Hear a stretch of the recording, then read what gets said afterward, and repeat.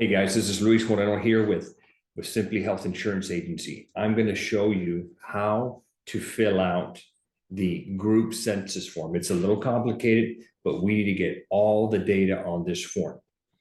So this is the form that you're going to receive when you receive the email from me. And so this Excel has 3 pages to it.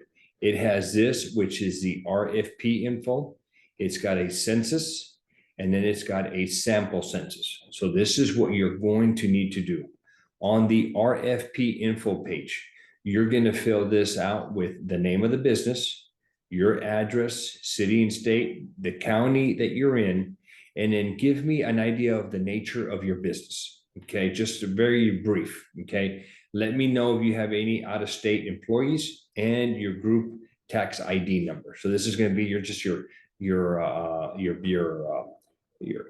FEIN, your federal identification taxpayer number. So just give me that. Then I need to know here in yellow, this is super important. I need to know the number of employees you have on your payroll. This is everybody, guys. Okay. Next thing is how many employees are going to be eligible, including the owners. How many of them are part-time? How many are seasonal? How many of them are 1099? How many of them are on state continuation or COBRA? And then we want to know if this is a husband or wife group. Okay, this is important. If you have a group plan right now, enter the name of it up here under current medical carrier. Do you want any ancillary products? So, you put no here if you just want medical, put yes here, and then let me know what you want. Do you want dental? Do you want vision? Do you want life, accidental death and dismemberment? Do you want short-term disability, long-term disability? And if so, when we get to the next page, we need to know salaries and job types. This is going to be important. Okay. Level funded, we'll talk about that. We'll have a conversation. I'll explain what that is. Okay. So that's what you're going to fill out here on this first sheet. On the second sheet, you're going to fill out everybody on here. This is including the employees that do not want coverage. Okay. It is important that we get a complete picture because participation has a factor on the rate. So if we have 10 employees, but 3 of them are waiving, we need all 10 employees on this list. So you'll indicate that 3 of them are waiving coverage by putting a W, and the other ones you're going to fill out, you're going to choose the appropriate election. So this is on the third sheet, we have a sample, and this is the way you'll set it up.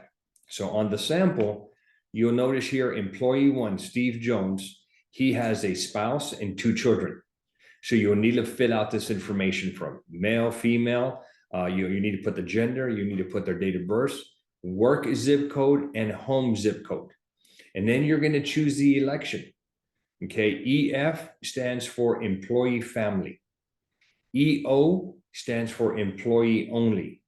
ES stands for employee spouse. EC stands for employee children. And EF is employee family, and W is waiving coverage.